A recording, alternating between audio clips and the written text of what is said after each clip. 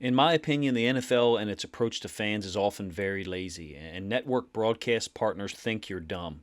Or maybe they both do. That's the premise. That's the idea for this video. I cannot think of another explanation as to why the NFL has so much information and data, personnel and time on its hands and demand. Look, one of the things I'll say in this video is look at the new stats and data that have become talking points among NFL fans in the last 10 years or so. In a lot of ways, it's the younger generation that's searching for conceptual understanding that's driving the constant creation of these new stats. Analysis like that relies on stats is accelerating at an exponential rate. New frameworks are popping up every year to help people understand those specific situations. And that's a good thing by and large. Whether I reference those data points, those new statistical representations or not, like DVA, DVOA, EPA, whatever, they're all good data points to discuss. And certain people really focus on them and enjoy them. And they search out places, social media, whatever, where people do discuss those things and help them understand certain concepts in the game. I think NFL broadcast partners and the league should have someone talking about some of those data points at various moments during the game. And look, the product is great. The products that the NFL gives us and makes available are great. Although I do have issue with some of the rules changes in recent years that, have created a huge artificial advantage for the offense in certain situations, but the games are fantastic. I'm quite sure that fan engagement is up. The league just announced NFL Plus to go along with NFL Red Zone and NFL Network. There's so much content to consume that's produced by the NFL. They're trying to find all the right angles to approach fans from and create the largest possible umbrella to capture attention, likes, clicks, and watch time from Sunday to Saturday. The game is extremely accessible on TV and everywhere. And social media, look, players do the majority of the work for the league on social media. Not that the NFL and its teams don't, push stuff out there on social media, but players engaging with fans and creating networks of people because of their presence on Twitter, Instagram, TikTok, whatever. In my opinion, there's a lot that the league misses on, however. And I don't mean a near miss, like a batter that fouled the ball off that was almost a double down the left field line. Look, where the NFL is trying to do something and it's ineffective, but it's close. You could argue Game Pass has been a failing product for a long time, and that's why the NFL rebranded it as part of NFL Plus. I'm not talking about initiatives that have been attempted, had some levels of success. I'm going to be talking about improving fan experience overall through education is the wrong word. I'll call it depth of presentation by the NFL and its broadcast partners. In my opinion, this is not a near miss. It's a huge missed opportunity to truly grow the game. That language is used by the NFL and all kinds of sports organizations, but in my opinion, it's often lip service. And look, growing the game doesn't have to mean educating everyone to be an analyst.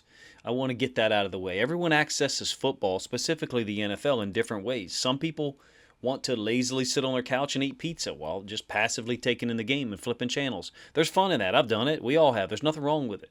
Others like to sit on the edge of their seat and look for personnel groups or player matchups pre-snap, trying to predict what will happen. That's cool too. Sometimes maybe you watch the game with the announcers on mute with your friends just to hear what everyone has to say. I'll never forget the Ravens-Patriots AFC Championship game. Bernard Pollard's big hit on Stephen Ridley, jarring the ball loose, knocking Ridley out. Synchronized leap from all four of us in the room. We had the game muted, probably because of this guy right here. It was so biased in terms of commentary. I really don't recall who the broadcast team was, but they were woefully off target. You could see the gameplay was heavily shifting in the Ravens' favor as early as the second quarter, and the announcers were just missing it. Having said that, the game takes all kinds. We all enjoy it in our own way. Maybe you're like me. I have papers out and I'm taking notes on personnel while trying to record data down a distance, personnel, run, pass. That's probably a little extreme for most people anyway. But having said all that, my complaint about the NFL and how the game is presented, they think we're dumb, in my opinion. And the networks play a big role in this because clearly the presentation of the game is on their end.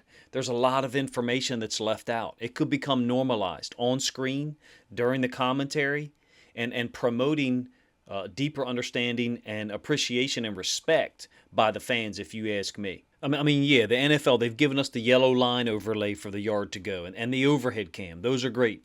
But in my opinion, there's a really low bar for analysis, and I think that creates a low bar for analysis in a lot of fans because they're going to access the game passively. Whatever they're presented is what they're going to perceive is the general level of analysis that most people have. The few guys who do really evaluate things, Tony Romo, who's someone I enjoy, are generally the ones I think that people enjoy the most because he gives us a lot of information. Chris Collinsworth and some of the older classically trained commentators, meaning guys that were trained 20, 30 years ago, they really only analyze one or two plays a game, if that. And that's where I'm going to start my real criticism in this video.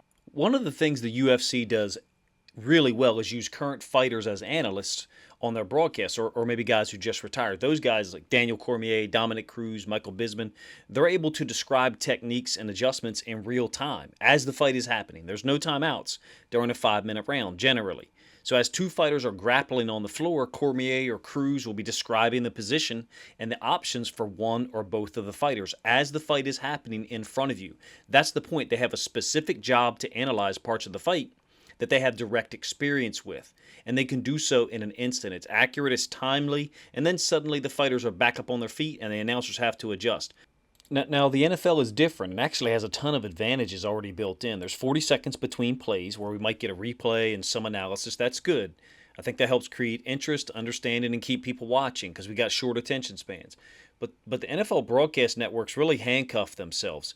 One of the problems that I can't believe has rarely been addressed, and this is why I use the UFC comparison, is the two-man announcing crew. It requires at least one really talented guy to make it work. A three-man crew allows people to carry less of the burden, and I think that's where the UFC model succeeds. And look, someone like a Romo or an experienced coach or a former player is able to quickly describe plays in detail or point out nuances that maybe we as fans missed on the broadcast angle. They can only do that, though, when they have the ability to notice it in terms of not being asked to watch too much. To me, the game has too much depth for two professionals to notice everything and be able to quickly interpret it and detail it back to us in a manner that's entertaining. Now I'm also not naive, so this might be intentional, okay? The NFL, could be the reason why during timeouts and in between plays they give us a lot of highlights. They want to absolve their announcing crews of the responsibility of having to analyze the game to a certain depth. That's possible. It's also possible they think we're dumb and they think we're not capable of understanding it because the NFL in certain ways is exclusionary from the standpoint of if a coach watches the game and a quote average fan watches the game, they're going to see very different things. I think it's the NFL and then broadcast network partners' jobs to inform people, to give people a greater appreciation of what they're watching. And in between plays and timeouts and instant replays are perfect situations to provide data, to maybe bring in an analyst, a person who's a data analyst, to say something that's a little different than maybe a Romo or a Collinsworth is pointing out in the booth. I don't think it's enough in my opinion, and it leads me to my overall point. It's something I have believed in and was taught years ago when I was a young teacher. And I don't think this is revolutionary. I forget who I got this concept from, but whenever you're a teacher or a coach, you're subconsciously telling your class, your students, or your team what you think of their capability by how you're instructing them. So let me explain. If you present info and concepts at a low level with very little detail or almost no attempt to link to known concepts, that can mean that you think your audience isn't interested enough in the material to comprehend it, or that they're just not capable of comprehending it. To me, you tell people what you think of them by how you talk to them, how you instruct them, how you try to lead them to a certain point. That would be the common sense way of describing it. NFL broadcasts really remind me of that dynamic. There's a lot of information and data that could be presented and then summarized that we're rarely given. Here's one. Personnel groupings and offensive formations versus defensive personnel groupings. I understand the graphics that were presented on screen, the score, the quarter, the down and distance. We get the yellow line or orange line in this case across the field. Maybe a few statistics thrown in sometimes, always the QB stats. There's a lot of on-screen space available, and some of it disappears after a few seconds. This is very rudimentary, but I think it would be interesting if they started to include offensive personnel groupings and or formation designations, and then defensive personnel groupings. I don't think it would detract from your eyes. I think you could do that within a matter of seconds, even have the graphic disappear generally before the ball is snapped. I feel like, once again, we're talking about a very low bar, something the NFL could produce. Me personally, whenever, as a coach or a fan, whenever I'm watching a game, The first thing I look for is personnel. How many running backs are on the field? How many tight ends? If it's a high school game or a youth game, I kind of have to watch between plays to see who's coming on the field, who's coming off. In the NFL, you can kind of just look out there and tell in a lot of ways. But I feel like there's people who don't have those trained eyes from the same standpoint of their experience and where they've come from, how they approach the game. To me, an overlay on the screen like this that would be referenced in passing is quite easy to promote understanding by the fans of certain personnel groups. It could spark something in our brain. Hey, the last 6 times the Packers have gone 12 personnel, it's been a run play. Maybe I should anticipate that as a fan. And look, announcers do a pretty good job of identifying where certain players are lined up pre-snap. Generally only receivers and DBs, though. Sometimes linebackers, but almost never a D lineman. We get literally zero analysis of O-line and D-line techniques during the game, and that's really the fundamental starting point for almost everything in the football game, if you ask me. Why don't we get those things? Because it's almost always a former quarterback in the booth in a two-man crew. So the only analyst or commentary guy is generally a former quarterback, and he's going to notice the things he's most familiar with. We never get discussion of where the 3 technique is, whether it's an odd front, a 3-4, or an even front, a 4-3. If there's a tight end on the field. And another thing, we never get any discussion of defensive line and techniques, which is what you see here. It could be a simple graphic that pops up on screen every game for 15 seconds before the game. Not this big, but something to remind people of what the techniques are to promote understanding for fans. And if you don't want to access it, make the graphic such that it's not obtrusive, that it's not taking up the whole screen like this one is here. It's never referenced in game, or it's rarely referenced. Generally, content creators like myself are referencing it, and I think it's an easy thing to promote understanding, for the game. I love the Romo Vision stuff, and I think there's a place for all of these things. Now, look, every fan doesn't have to pay attention to it. I'm not saying if a person doesn't analyze the game pre-snap and then post-snap that they're not really enjoying it. Not at all. The game takes all kinds, like I said in the intro. Some people analyze movies and books, reading about them on forums. We're free to pay attention on it to anything we want in any manner we want. But in my opinion, if you're a fan who watches 40 or 50 NFL games a year, you're extremely interested. If you watch the 1 p.m. game, the 4:30 game, the Sunday night game, the Monday night game, you're interested in the game. You are motivated to not just passively watch with one eye on the TV and one eye on your phone. You want to know what's happening, and you want to know, in my opinion, why it's happening. All right, so my final complaint or observation, I've actually kind of touched on somewhat. I hit it kind of heavy earlier. I know announcers don't do that much film prep. Certainly some of them don't. I'm sure the former players do, but there's staffers or people who will help them do so in the week and then prep them on certain tendencies during the game through their earpiece. But that's another gripe that I have. And again, I think the UFC gets this right. There shouldn't just be one analyst in the booth to carry the heavy burden of the commentary piece. And I need to remove the word should. That word should doesn't even exist in a lot of languages because there is no should. You either do or you do not. But I think it's short-sighted and shallow of the NFL to have only one analyst in the booth, and we're letting them get away with it, if you ask me. For damn sure, there needs to be more position players besides just QBs. Look at the groups that you have. There's Kirk Herbstreit and Al Michaels on Amazon. Herbstreit was a college quarterback at Ohio State. Joe Buck and Troy Aikman, I think, are now at ESPN. Kevin Burkhardt and Greg Olson, Olson's really underrated and has a wider knowledge base than a lot of QBs about certain elements of the game. I think that's the Fox crew that I'm most aware of. And then you got Jim Nantz and Tony Romo at CBS. They're spectacular most of the time. My personal do not listen to duo I've kind of already talked about before is Mike Tirico and Chris Collinsworth, and I like Tirico. I know Tirico has to be thinking, I moved up the ladder and paid my dues to get this job, and now I've got to work next to this guy. Collinsworth is part owner of PFF, so that's really all I need to know, even if I never heard his actual in-game commentary, which I have unfortunately heard.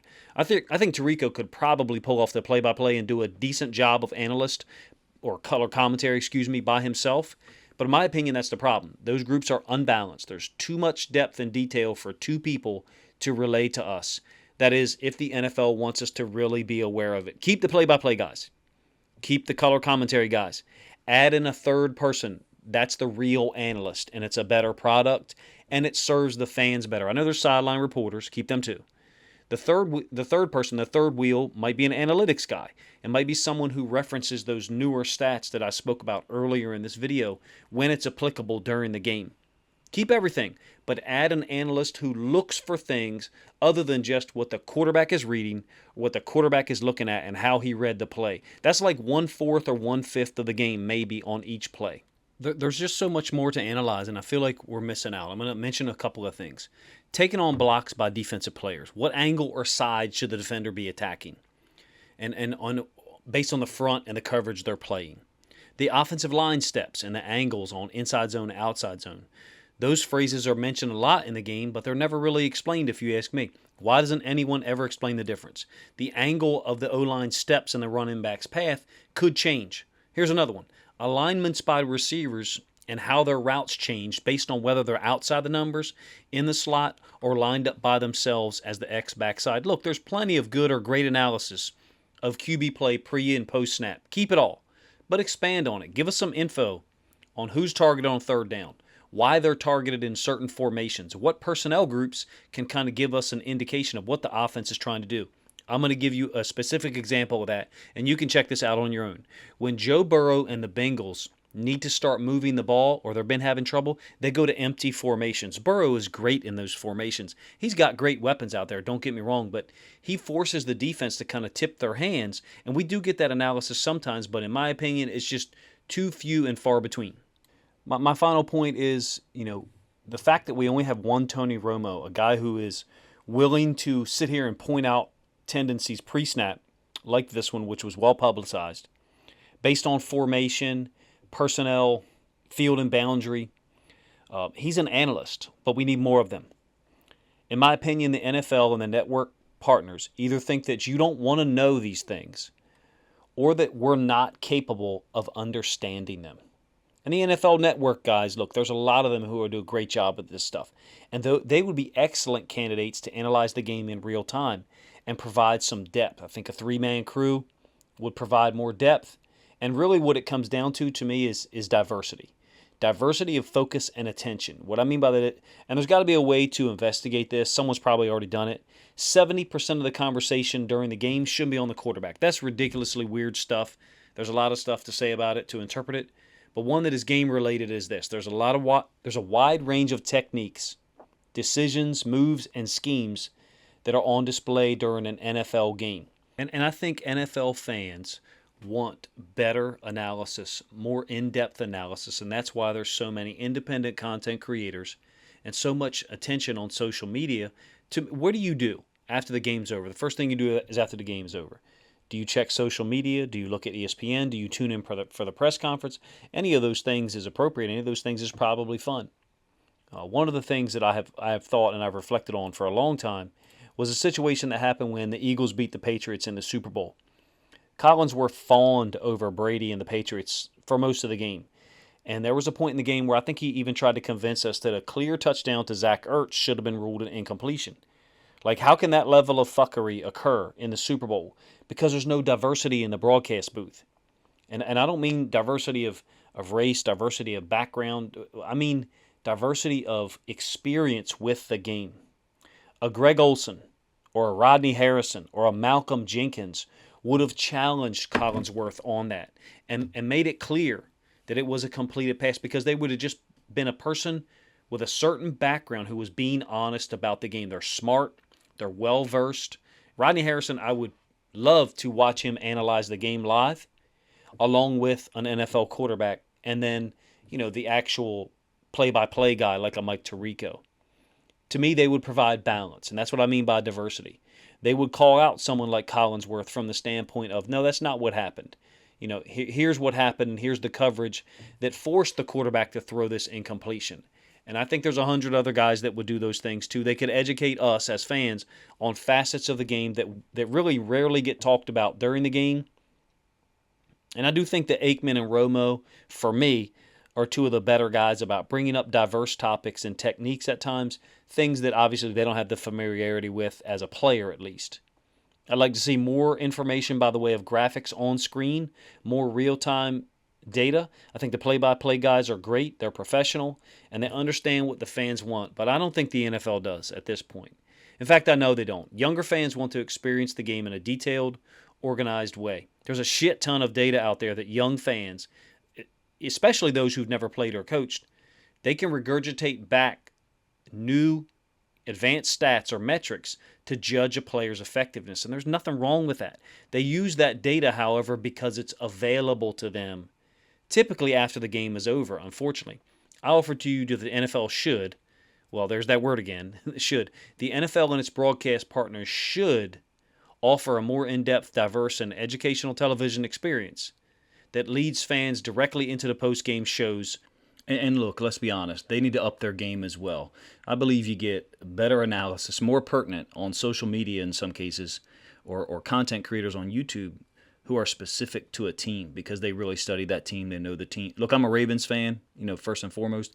I would offer that like Sip Talley or Edgar Allen or some of those guys provide more info in their reaction videos on Sunday night than you often get from the TV, broadcast stations post-game, which is normally just your bland, they turned the ball over twice in the red zone and that was their undoing, with no specifics and no details about why those things happen. That's why a lot of people that I know watch the game on TV but listen to the radio broadcast, because they prefer people who actually have some familiarity with the team. Look, let me know what you think of my ideas that are presented here. And you probably have some better suggestions than I do. Let's hear them in the comment section. One I didn't mention is social media integration, whereby you as a fan can vote before like every play or at the end of every quarter. Is this next play going to be a run or a pass? Should the Ravens, run more read option or less in the second quarter? And some of those things I think could be utilized in the NFL broadcast to make it more interactive for people and fans. But again, you can't do those things, some of those things, unless fans have a knowledge base to start from. And I think it's the NFL's job and broadcast partners' job to kind of provide that. Football draws in all types of fans, and some people don't want more detail. That's fine. We all get to access the game differently. I've said that many times. To me, the NFL and the broadcast partners are really losing out on truly growing the game, and there's a second part to this. I think that would increase the level of respect that people have for professional football players, because that's one of the things I see in the short time I've been doing content creation that is remiss. In my opinion, you do that by giving fans the best chance to understand the game, and not forcing them to go to social media or independent analysts to find the level of evaluation they so desperately want.